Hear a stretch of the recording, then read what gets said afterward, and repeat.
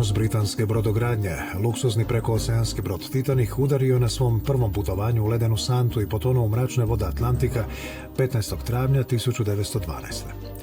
Poginulo je 1500 putnika i članova posade, oko 2/3 ljudi na brodu. U dramatičnim satima opće panike i pomutnje do izražaja su došle i klasne razlike među putnicima. Spašeni su gotovo svi putnici iz prvog razreda, dok za ostale u čamcima za spašavanje nije bilo mjesta.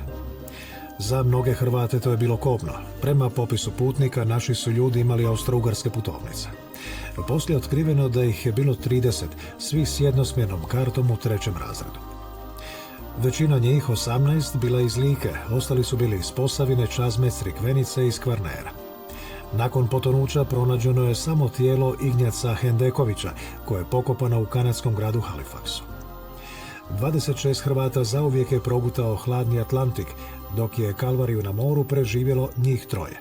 Jedan od njih, Ivan Jalševec, potvrdio da je orkestar na palubi svirao do samoga kraja, te dodao da su oni njegovi prijatelji iz okolice Siska zapalili posljednju cigaretu i zapjevali melankoličnu pjesmu iz svoga kraja.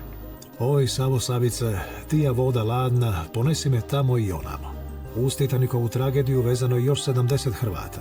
Bili su to mornari iz broda Karpatija, koji je prvi stigao u pomoć sat i 20 minuta nakon potonuća. Oni su bili većinom Istrani i Riječani, a za požrtvovnost svima su dodijeljena odličja za hrabrost.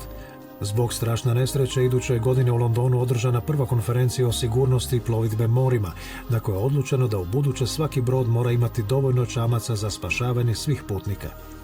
Uz to uspostavljen je međunarodni nadzor nad kretanjem ledenih santi.